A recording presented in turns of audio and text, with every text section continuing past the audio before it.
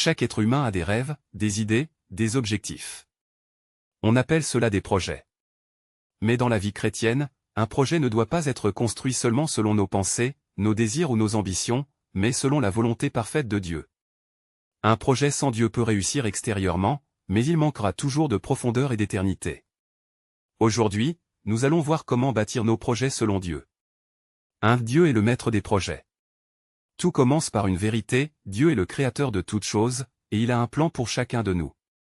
Nos projets doivent s'aligner avec ses plans. Proverbe 19 verset 21. Il y a dans le cœur de l'homme beaucoup de projets, mais c'est le dessein de l'Éternel qui s'accomplit.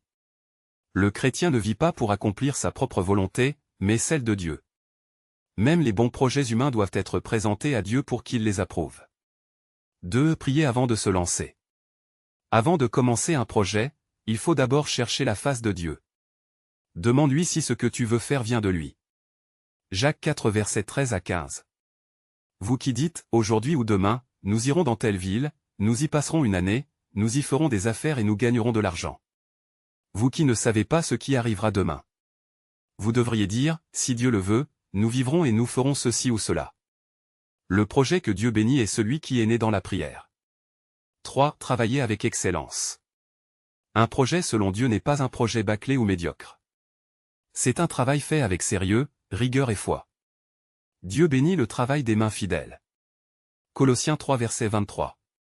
Tout ce que vous faites, faites-le de bon cœur, comme pour le Seigneur et non pour des hommes.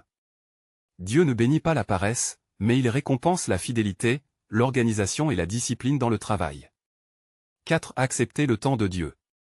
Parfois, un projet que tu portes est bon, mais ce n'est pas encore le temps. Dieu ne dit pas toujours non, parfois il dit simplement, pas maintenant. Ecclésiaste 3 verset 1. Il y a un temps pour tout, un temps pour toute chose sous les cieux. La patience est une clé spirituelle.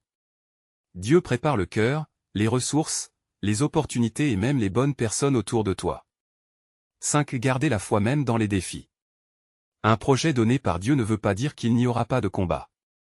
Au contraire, les projets divins attirent des résistances spirituelles. Mais ne baisse pas les bras. Philippiens 1 verset 6. Je suis persuadé que celui qui a commencé en vous cette bonne œuvre la rendra parfaite pour le jour de Jésus-Christ. Ne crains pas les obstacles. S'ils viennent, c'est souvent la preuve que ton projet a du poids spirituel. 6. Rendre gloire à Dieu dans le projet. Ton projet n'est pas pour ta gloire, mais pour celle de Dieu. Que ce soit une entreprise, un ministère, un livre, une chanson, un film, une invention ou un travail, tout doit refléter Christ. 1 Corinthiens 10 verset 31. Soit que vous mangiez, soit que vous buviez, soit que vous fassiez quelque autre chose, faites tout pour la gloire de Dieu. Un projet inspiré par Dieu doit aussi bénir les autres et annoncer la lumière de Christ. Conclusion. Dieu veut que ses enfants aient des projets, mais pas n'importe lesquels. Il veut des projets bâtis sur la prière, la foi, la patience et l'obéissance. Ne cours pas devant Dieu. Ne reste pas sans rien faire non plus. Marche selon sa voie, et il t'ouvrira les bonnes portes. Le Seigneur ne bénit pas les projets vides, mais les projets remplis de sa présence. Proverbe 16 verset 3. Recommande à l'Éternel tes œuvres, et tes projets réussiront. Prière. Seigneur mon Dieu, je te présente mes projets.